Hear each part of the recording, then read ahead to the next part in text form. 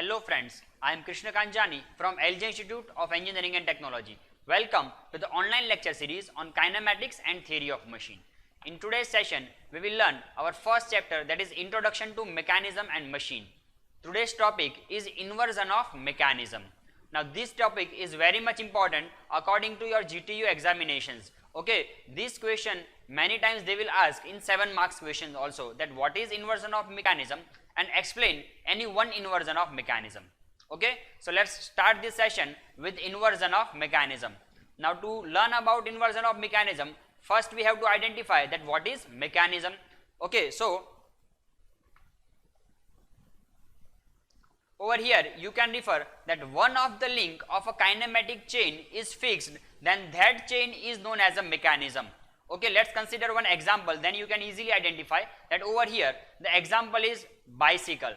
Now with respect to this fixed frame, if you refer this diagram, then over here with respect to this fixed frame, your link number 2, let's consider this pedal, and if you are giving input to this link number 2, that is rotary motion, then this will transmit motion through this chain to the rear wheel. Okay, so in this way you are transmitting your motion from link number 2 to link number 4, and this transmission is occurring with respect to this fixed frame. Okay, so simply we can say that we have to identify a mechanism, then we have to first of all identify that which component or which kinematic link of this mechanism is fixed. Okay, so in this way we can identify various mechanisms. Now in our syllabus we have to learn only about simple mechanism, that is a mechanism which is consisting only 4 kinematic links. Okay, so first of all let's learn about types of mechanisms. So there are mainly 3 types of simple mechanism. First one, which is known as a 4-bar chain mechanism, which is consisting 4 kinematic links, or we can say 4 kinematic bars. Second mechanism, that is single slider mechanism, and the third one, that is double slider mechanism.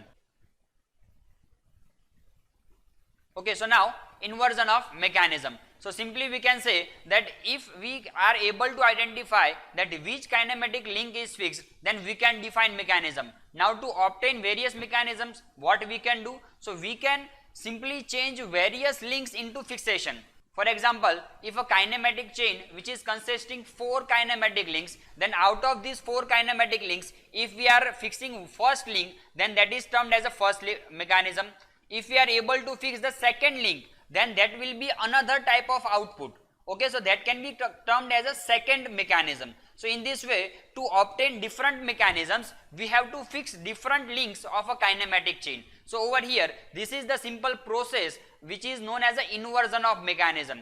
So inversion of mechanism is the process, or we can say the method of obtaining mechanisms by fixing different links of a kinematic chain. Okay, so in our syllabus we have to learn inversion of all these 3 types of mechanism. So we will study inversion of 4-bar chain mechanism, inversion of single slider mechanism, and inversion of double slider mechanism. First of all, let's start with the inversion of 4-bar chain mechanism.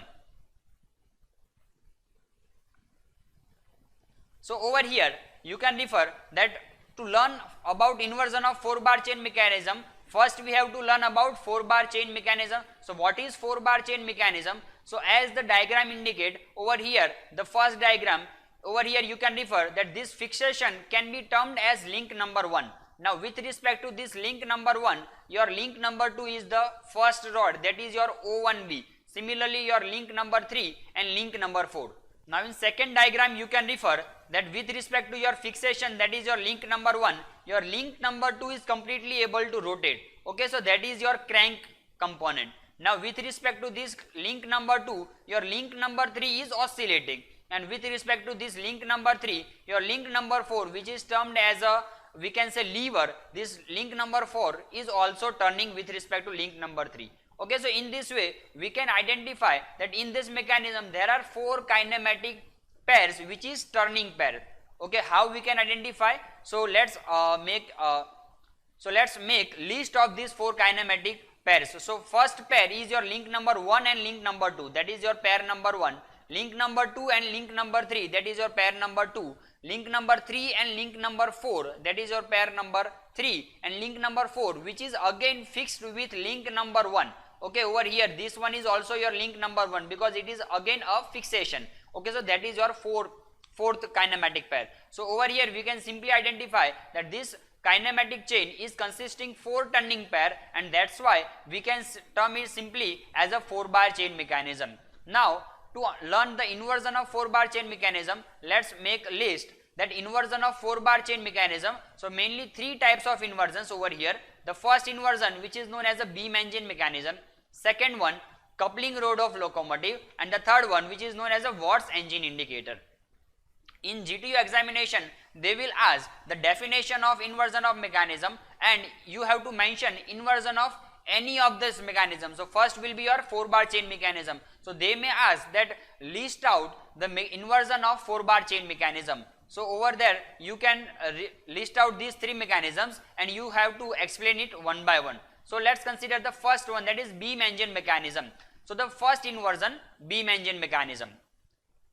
Over here, as you can refer this figure, this entire bottom and this vertical component is your link number 1 because it is a fixation, or we can say frame. Now with respect to this fixation, your link number 2 AB is able to completely rotate, and we have defined previously that any component which is able to produce complete rotation, then that component is known as a crank. So over here we will term link number 2 as your crank. Now this link number 2 is connected with your link number 3, that is your link BC. Now this link BC will oscillate with respect to this AB link, so that's why it is termed as a connecting rod. Now this connecting rod is connected with 4th link, that is your link number CD, which is extended with E point. So over here your link CDE is your link number 4. Now how it will work? So let's refer this figure.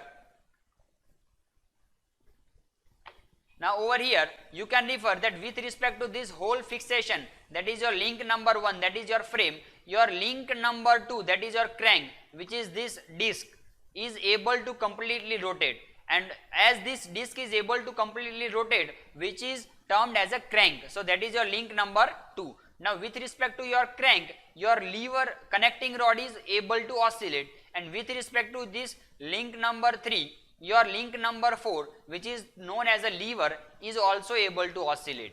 So this mechanism is consisting 4 kinematic links, that is your fixation link number 1, link number 2 crank, link number 3 connecting rod, and link number 4 lever. So that's why it is also termed as a crank and lever mechanism. Okay, in exam they may ask that explain crank and lever mechanism. So over there you can explain this beam engine mechanism.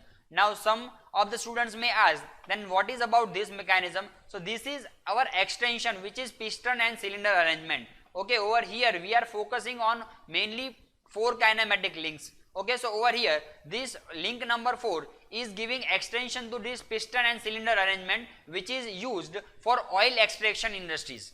Okay, so over here we have to focus only with these 4 links, and this 4th link is producing our output, that is your reciprocation. Okay, so this is all about beam engine mechanism, that is inversion of your 4-bar chain mechanism. Now in this diagram you can also make a list that turning pairs over here is your link number 1, that is your fixation frame, and with respect to this frame your crank is rotating, or we can say turning. Similarly with respect to crank, your connecting rod is turning. Similarly with respect to connecting rod, your lever, and with respect to lever your frame is again turning over here. Okay, so that's why we can make list of 4 kinematic pairs which are turning pairs.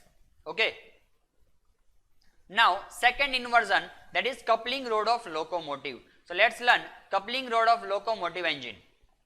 Now over here you can refer this diagram. So over here let's consider this fixation, again your link number 1.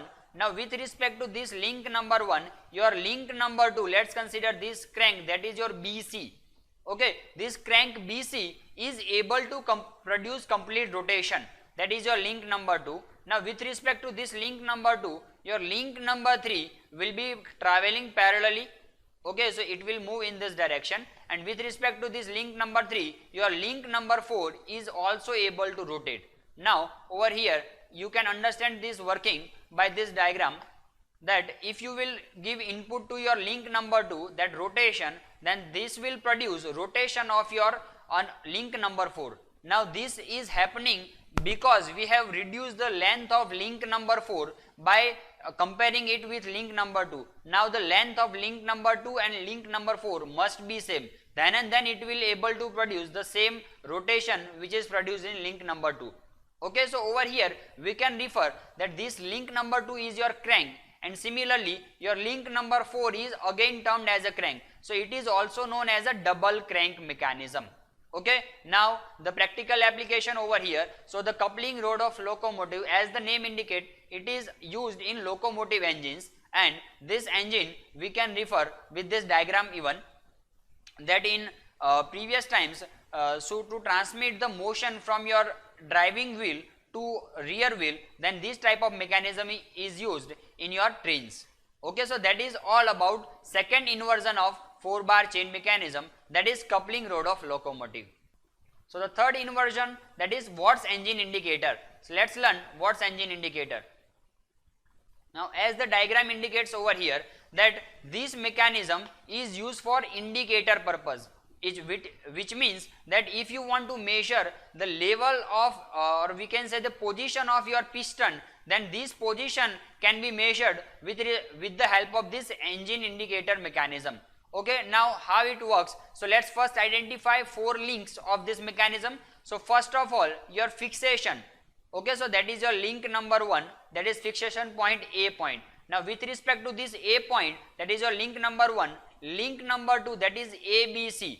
Okay, so this ABC link will be rotating, or we can say it will partially oscillate with respect to this fixed point A. Now as we will give as the ABC link will oscillate parallel to this mechanism, so this C point is connected with CDE. So similarly your CDE link will also oscillate. Now this CDE link is connected with your piston cylinder arrangement. Now over here your link number 4, that is your, if you consider that is this your piston cylinder arrangement, then this piston arrangement, as you can refer that this piston, if it is moving in upward direction, then due to this upward direction, this link number BED, that is your link number 4, will be also moving in upward direction, and now due to upward motion of this BDE link, your link number ABC will slightly turn with respect to point number A, and it is indicated with dashed lines with red color over here.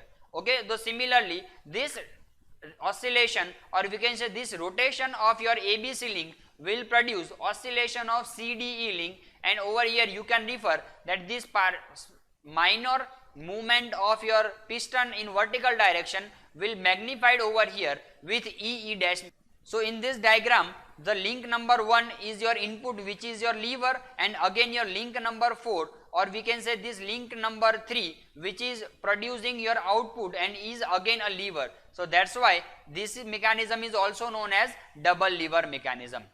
Okay, so this is all about inversion of 4-bar chain mechanism, which is beam engine mechanism, coupling rod of locomotive, and Watt's engine indicator.